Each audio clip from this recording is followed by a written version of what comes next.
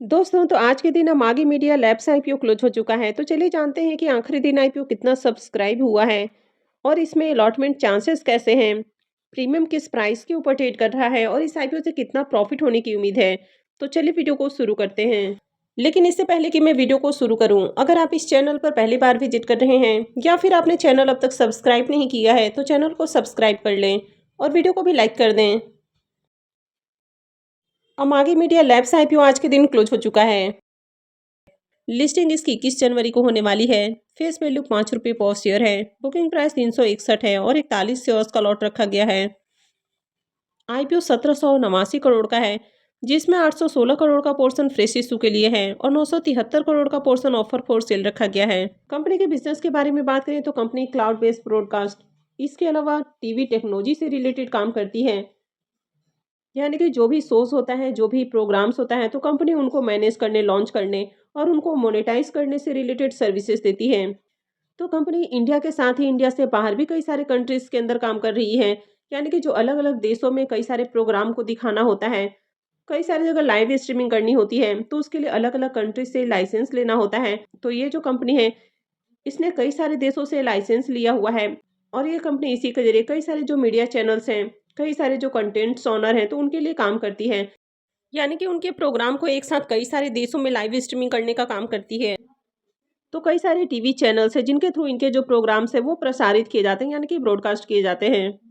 इस कंपनी की जो स्ट्रॉन्ग प्रेजेंस है वो यूएस मार्केट में भी देखने को मिल जाती है।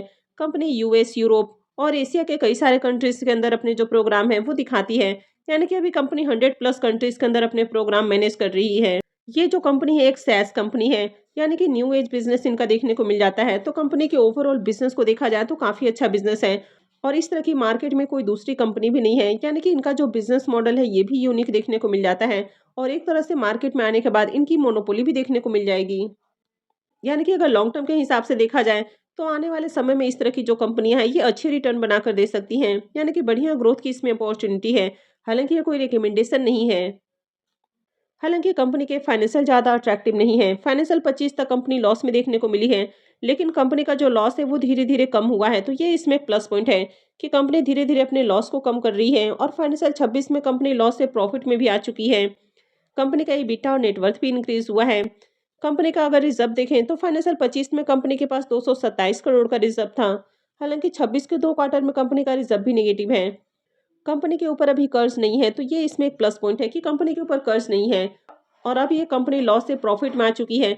तो आने वाले सालों में कंपनी और अच्छे प्रॉफिट जनरेट कर सकती है। तो चलिए अब देख लेते हैं कि आईपीओ आखिरी दिन कितना सब्सक्राइब हुआ है।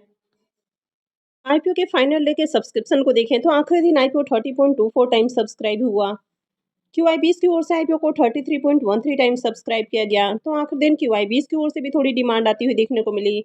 आईपीओ में क्यूआईबीज के लिए 1 करोड़ 48 लाख से भी ज़्यादा शेयर्स रखे गए थे और अगर बिडिंग को देखें तो 49 करोड़ से भी ज़्यादा शेयर्स के लिए बिडिंग लगी है। यानी कि ठीक ठाक डिमांड है। एचएनआईज पोर्शन में आईपीओ 38.26 टाइम्स सब्सक्राइब हुआ। एचएनआईज के लिए आईपीओ में 74 लाख से ज़्यादा शेयर्स ऑफर किए गए थे और इसके अगेंस्ट में आईपीओ में 28 करोड़ से भी ज़्यादा शेयर्स के लिए बिडिंग लगी। बिग एचएनआईज पोर्शन 44.24 टाइम और स्मॉल एचएनआईज पोर्शन में 26.29 टाइम सब्सक्राइब हुआ है। रिटेल पोर्शन में आईपीओ 9.54 टाइम सब्सक्राइब हुआ।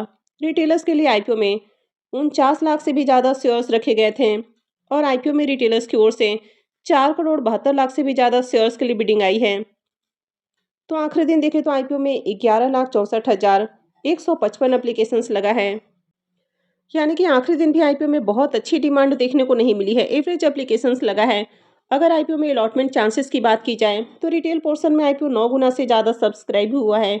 तो इसका मतलब है कि हर 9-10 एप्लीकेशंस में से किसी एक एप्लीकेशंस को अलॉटमेंट मिलेगी। अब इस आईपीओ के प्रीमियम को देखें तो आईपीओ जब ओपन था उस दौरान इसका प्रीमियम 30 रुपीज़ के ऊपर देखने को मिला और आईपीओ क्लोजिंग से पहले ही इसका प्रीमियम गिरकर 26 रुपये के ऊपर भी आते हुए देखने को मिला।